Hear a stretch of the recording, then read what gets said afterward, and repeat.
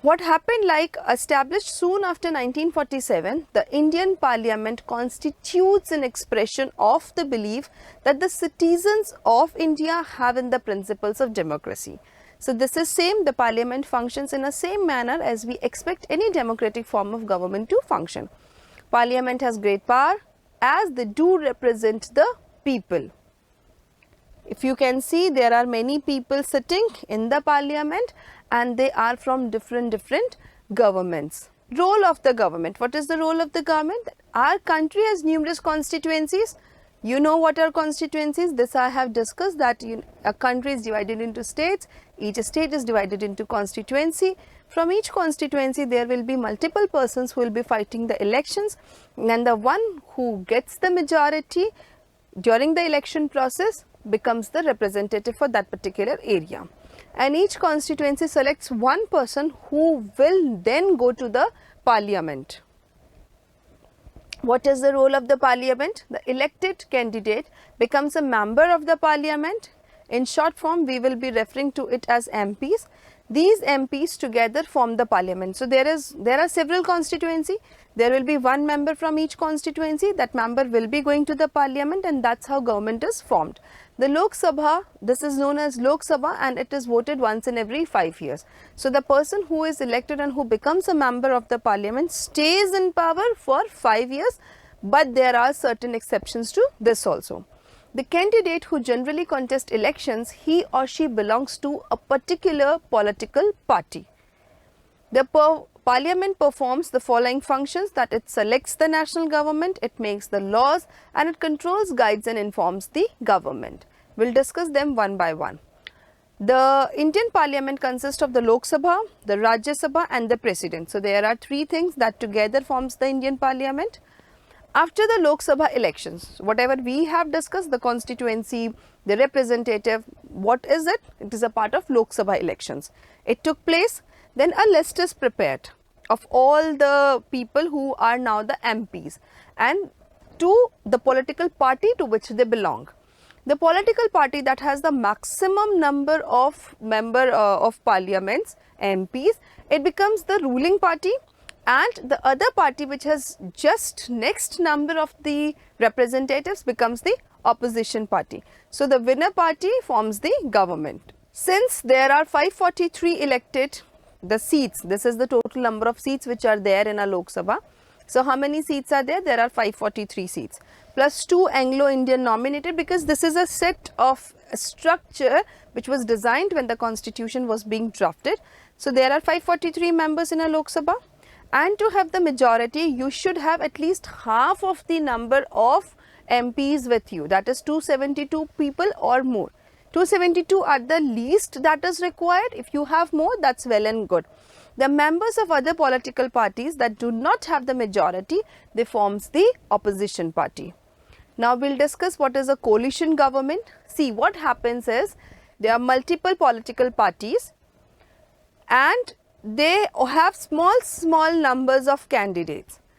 Because they have so less candidates that individually they cannot do anything. So what happens is there are different political parties that together form one government, and then it becomes a coalition government. This usually happens when a single party doesn't get majority positions in Lok Sabha, and the leader of the majority party becomes the Prime Minister of the country and rules the Lok Sabha. So this is how a coalition government works. What do we mean by portfolios? Now, see, till now we are done with the entire process, that election happened, constitution was made, right to freedom, right to use your right to vote was given, everything is sorted. Now what is going to happen is, once the government starts functioning, what is the job of the Prime Minister? That it has to assign the portfolios to the minister. What do we mean by the portfolios? Means the different departments which will be taken care of by those particular ministers. So there will be a minister who will take care of health, a minister who will take care of education, a minister who will take care of finance, like that. Again, we are showing you a picture of Rajya Sabha. Rajya Sabha is known as the upper house of Indian Parliament and Lok Sabha is known as the lower house. It is the permanent house of the Parliament. It comprises 233 elected members plus 12 members who are appointed by the President for their tremendous contributions to fields such as science, literature, art, etc. The other members are elected by the members of the Legislative Assembly of the states. This is a process. This happens that in Lok Sabha there are 543 seats. They keep changing once in every 5 years. Then there are different number of seats in Rajya Sabha. They are elected by the President. After these members, there are other members also who are the members of the Legislative Assembly of the states. The tenure of the members of Rajya Sabha is 6 years, with 1/3 of its member retiring every year. This is a very different process. There are few members which will be there even when there are new members which are adding. So 1/3 members retire every year and the total tenure is 6 years. The Rajya Sabha serves as the representative of the states of India in the parliament. Its main role is to review and alternate the laws that are passed by the Lok Sabha. The Rajya Sabha can also initiate legislation and a bill needs to be passed through the Rajya Sabha if it has to become a law. The member of the Rajya Sabha, to be a member of Rajya Sabha, now what is required? That you should be a member of India and your age should be at least 30. You can be more than that, but someone should be of 30 years to be a member of Rajya Sabha. And there are few more qualifications which are led by the parliament. That person should fulfill those conditions also, like he or she should be of sound mind, he or she should not have any criminal records, like that. So there are few other qualifications also. Control, guide and inform the government.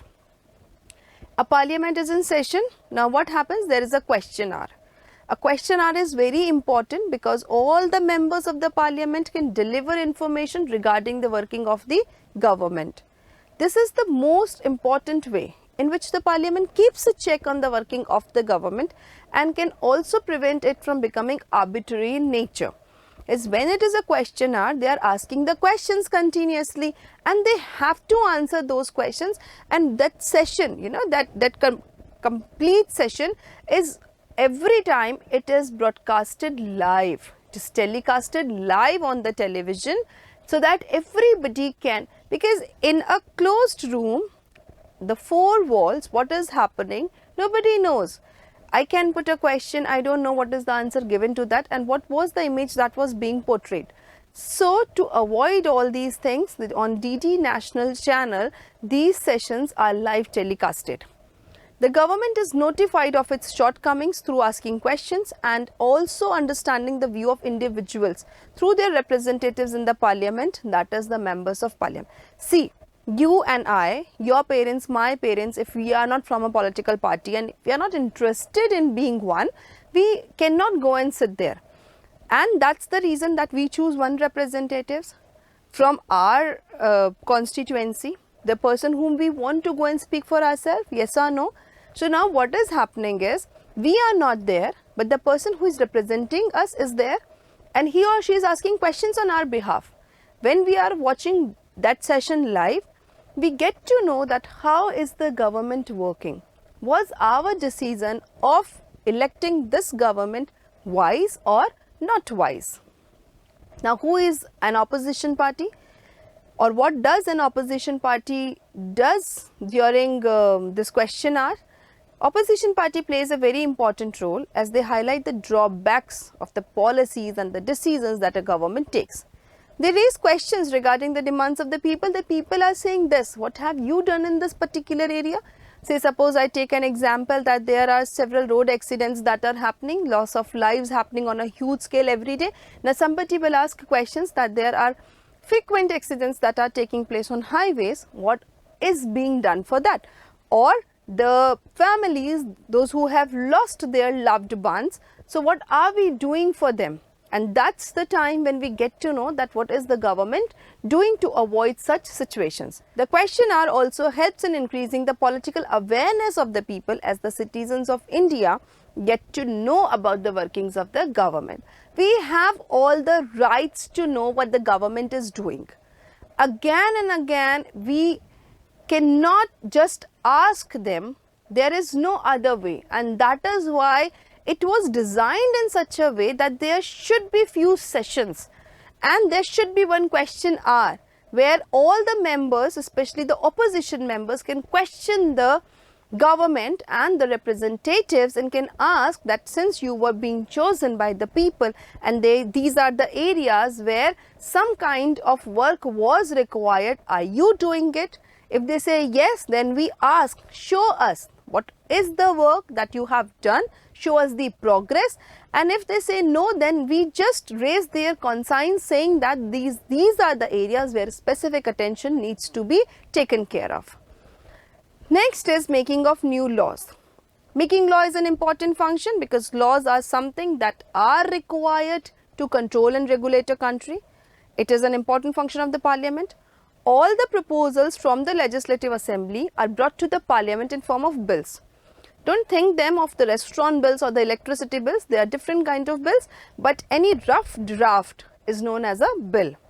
These bills are first introduced in the parliament house by any minister or any MP, and then there are 3 readings that happens before a bill becomes a law. So first reading is introduction of the bill in the Lok Sabha or Rajya Sabha. Then we discuss the principles and the provisions related to bill, that if this bill comes in existence, if this bill becomes a law, what are the benefits? Both the sides of the coin are thought and discussed, that what are the positive outcomes and what are the negative outcomes, and then discussing the bill as amended to be passed is the third and the last reading.